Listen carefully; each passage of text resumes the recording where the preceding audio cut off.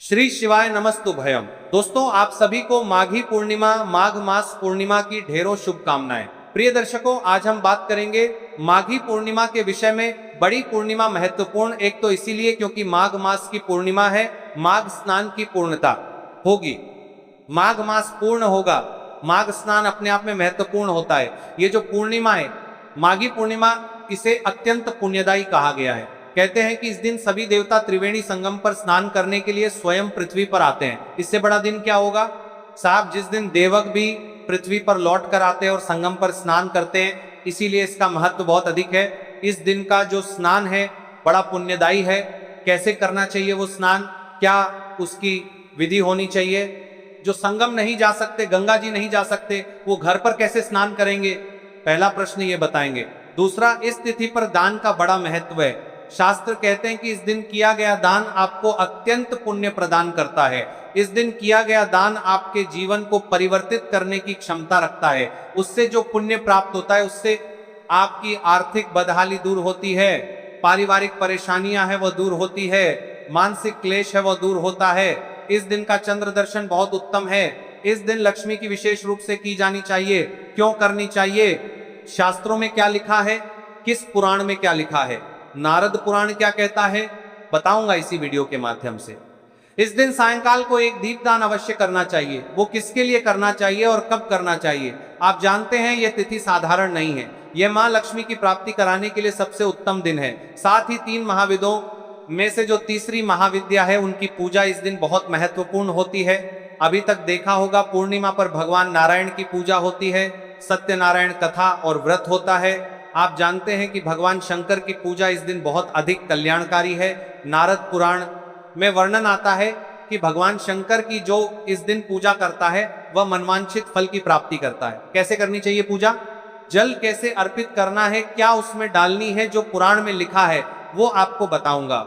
इस प्रकार से बहुत ही महत्वपूर्ण जानकारियां आने वाली माघी पूर्णिमा के बारे में इस वीडियो में आपको जानने को प्राप्त होंगी, जिनको करके आप अवश्य ही अपने जीवन का उद्धार कर सकते हैं। भगवान के आशीर्वाद से कोटि गुना फलों की प्राप्ति कर सकते हैं, पुण्यों की प्राप्ति कर सकते हैं, और जब पुण्य बढ़ेंगे तो आपके जीवन में मंगल ही मंगल होगा। आइए जानकारी आरंभ करते हैं। आपसे निवेदन है कि वीडियो यदि थोड़ा सा भी उपयोगी लगे तो एक बार लाइक अवश्य कर दीजिएगा और जितना हो सके शेयर कीजिएगा, क्योंकि शास्त्रीय जानकारियां जितनी लोगों तक पहुंचे उतना अच्छा होता है। इससे होता यह है कि सही जानकारी लोगों तक पहुंच जाए तो लोग भ्रमित करने वाले जानकारियों के बहकावे में नहीं आते हैं।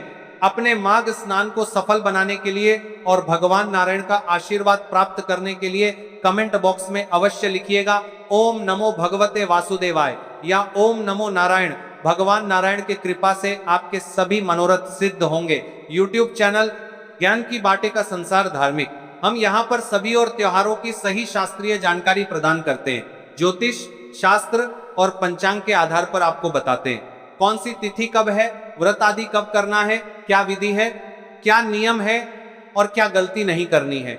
यदि आप सभी व्रत और त्योहारों की सही शास्त्रीय जानकारी पाते रहना चाहते हैं तो कृपया ज्ञान की बातें चैनल को सब्सक्राइब कीजिए और बेल आइकन को प्रेस कीजिए। जब आप सब्सक्राइब का बटन दबाएंगे तो वहां एक घंटी बना हुआ आएगा, उसे अवश्य दबाइएगा, तभी आपको हमारे सारे वीडियो प्राप्त होंगे, अन्यथा आपसे जानकारी छूट जाएगी। आइए बात करते हैं बड़ी पूर्णिमा माघी की पूर्णिमा की।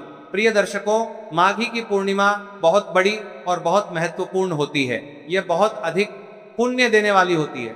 मैं आपसे यही कहूंगा कि स्थिति का लाभ अवश्य उठा लीजिएगा, क्योंकि इस दिन आप जो पूजा पाठ करेंगे, जब तप करेंगे, दान करेंगे, वह आपको हजारों गुना अधिक पुण्य देने वाला होगा। प्रिय दर्शकों, जो पहला कार्य आपको पूर्णिमा पर करना है, माघी पूर्णिमा पर, वो है माघी पूर्णिमा का स्नान। क्योंकि मैं विधि से चलता हूं, नियम से, कि मनुष्य पहले क्या करता है फिर बाद में क्या करना होता है, उसी के अनुसार मैं चीजों को बताता हूं। वरना मेरे पास एक बहुत महत्वपूर्ण उपाय भी है आपके घर के सभी संकटों को दूर करने के लिए। पर पहले स्नान की बात करते हैं। शास्त्र कहते हैं कि माघ पूर्णिमा पर तीर युक्त जल से स्नान करना चाहिए। जो मनुष्य तीर युक्त जल से स्नान करता है वह बैकुंठ लोक को प्राप्त करता है, नारायण को प्रसन्न करता है। इसीलिए इस दिन आपको तिल युक्त जल से स्नान करना चाहिए। सबसे उत्तम स्नान कहा गया है। प्रयाग तीर्थ में अगर आप प्रयाग के संगम पर आज स्नान करते हैं तो वह सर्वोत्तम स्नान है, क्योंकि स्वयं देवता इस दिन स्नान के लिए आते हैं। पर सबके लिए संभव नहीं है कि वहां जाकर स्नान किया जा सके, और सब चले जाएंगे तो फिर वहां आ भी नहीं पाएंगे सारे। जो लोग घर पर हैं वो कैसे स्नान करें? बड़ी बात यह है क्योंकि अधिकतर लोग घर पर ही रहने वाले हैं। तो शास्त्र माघी पूर्णिमा के दिन संपूर्ण जल गंगा में हो जाता है, अर्थात आप जो भी स्नान करेंगे, माघी पूर्णिमा का ये फल है, ये प्रताप है कि वह सारा जल, पृथ्वी पर जो भी जल है वह गंगा जल के समान ही होगा। अवश्य दीजिएगा। सूर्य अर्घ्य अवश्य देना है। सूर्य अर्घ्य के बाद एक जो बड़ा उत्तम कार्य आपने करना है, मंगल कार्य आपने करना है, ये आपके घर के सौभाग्य को बदलने के लिए है। आपके घर की किस्मत बदल जाएगी इससे, और भगवान नारायण की प्रसन्नता, भगवान नारायण का आशीर्वाद प्राप्त होगा। कारण क्या है कि आपको एक शंख लेना है। दक्षिणावर्ती शंख हो तो बहुत उत्तम है। शंख लीजिए, उसमें पहले थोड़ा सा गंगा जल डालिए, फिर उसमें शुद्ध जल भर लीजिए, अब उसमें एक पत्ता तुलसी का डालिए।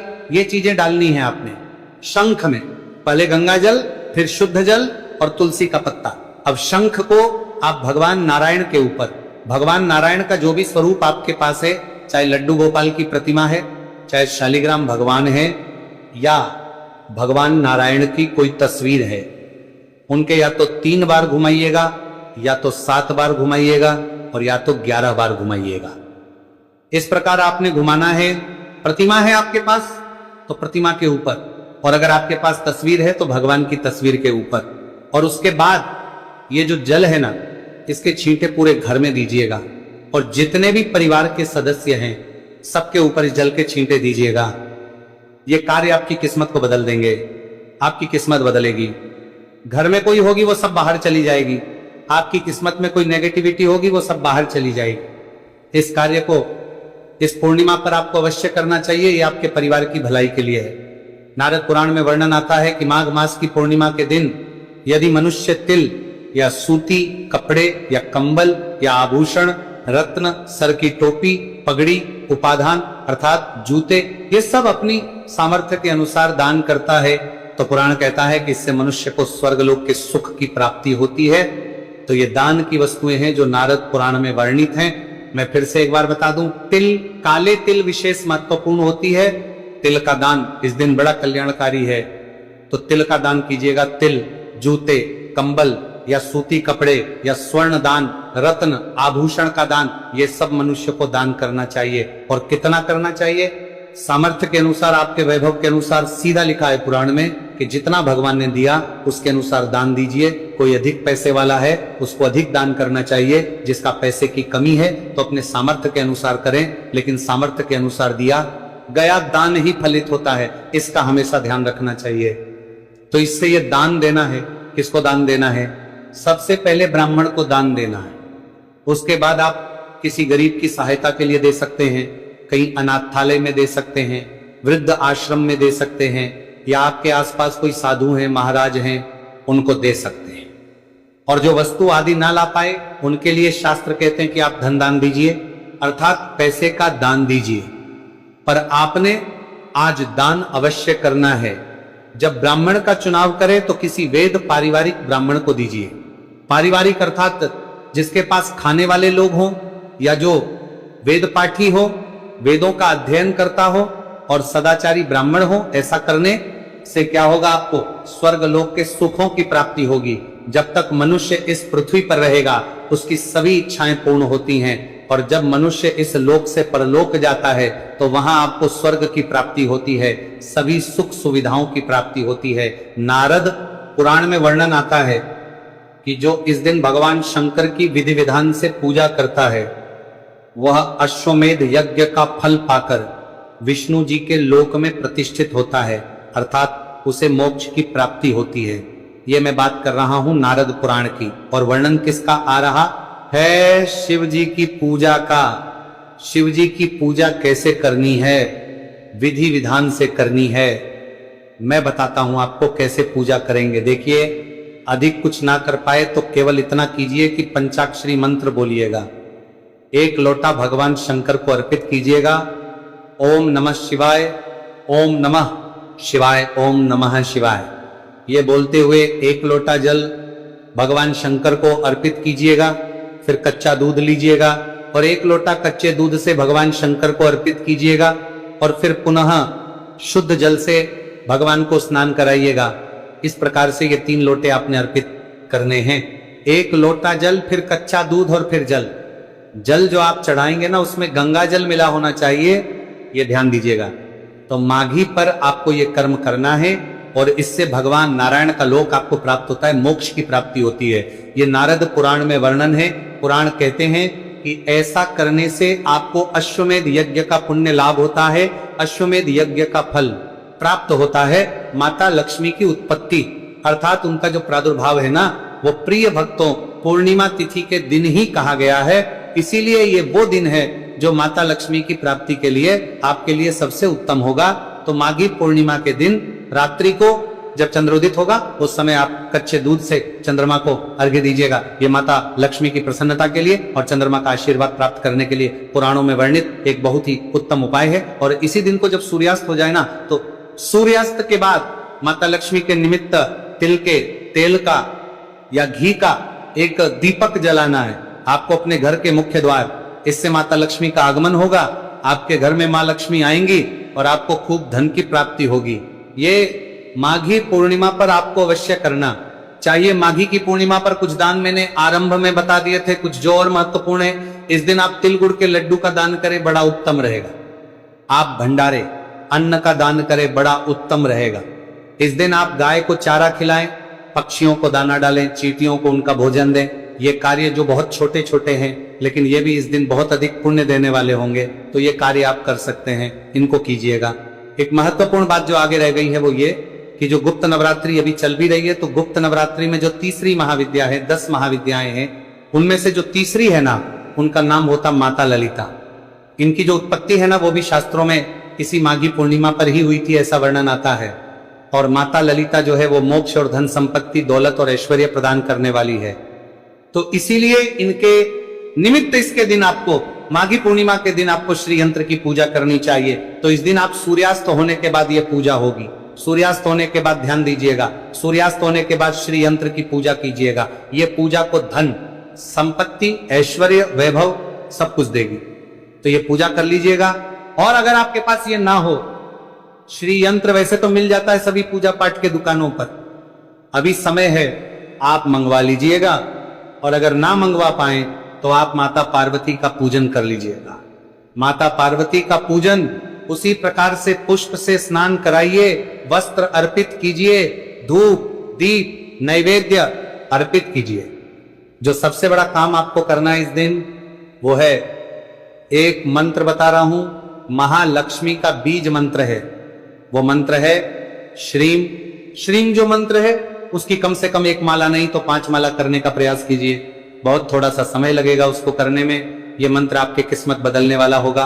किस माला से करना है? रुद्राक्ष की माला से करें तो सबसे उत्तम है। अन्यथा आपके पास जो भी कोई माला हो उससे कीजिएगा। आप कहेंगे पंडित जी इससे क्या होगा? इससे आपके पास धन की आगमन की संभावनाएं बढ़ेंगी और जिनका धन है ना वो स्थिर होगा।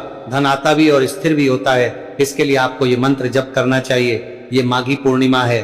इस पर एक और कार्य जो सबसे महत्वपूर्ण कार्य है, जिसके बिना पूर्णिमा हमेशा अधूरी रहती है, वो है सत्यनारायण भगवान की पूजा।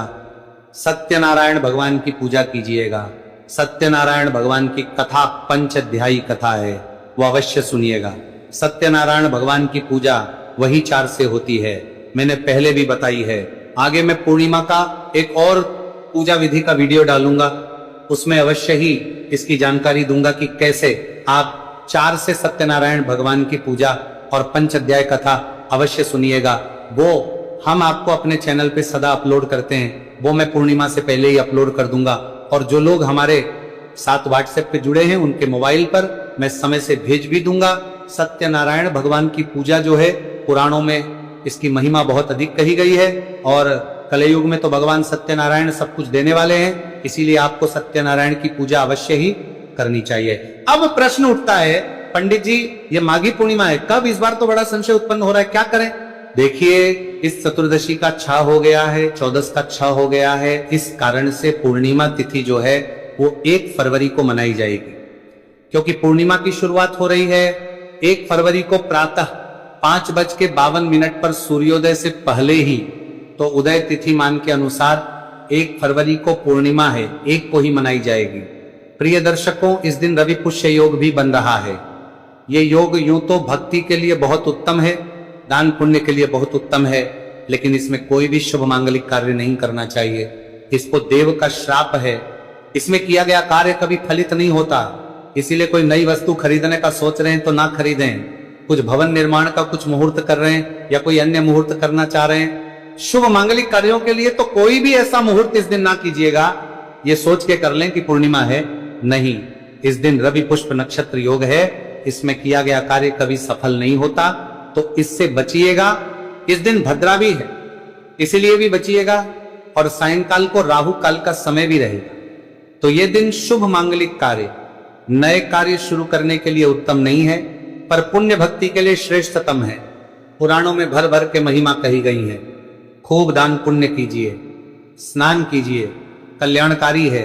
इस दिन का कंबल का दान अत्यंत फलदायी रहेगा। ये थी जानकारी पूर्णिमा के विषय में। कुछ और पूछना चाहें, कहना चाहें तो कमेंट बॉक्स के माध्यम से पूछ सकते हैं। भगवान सब पर कृपा करें। हरे कृष्णा।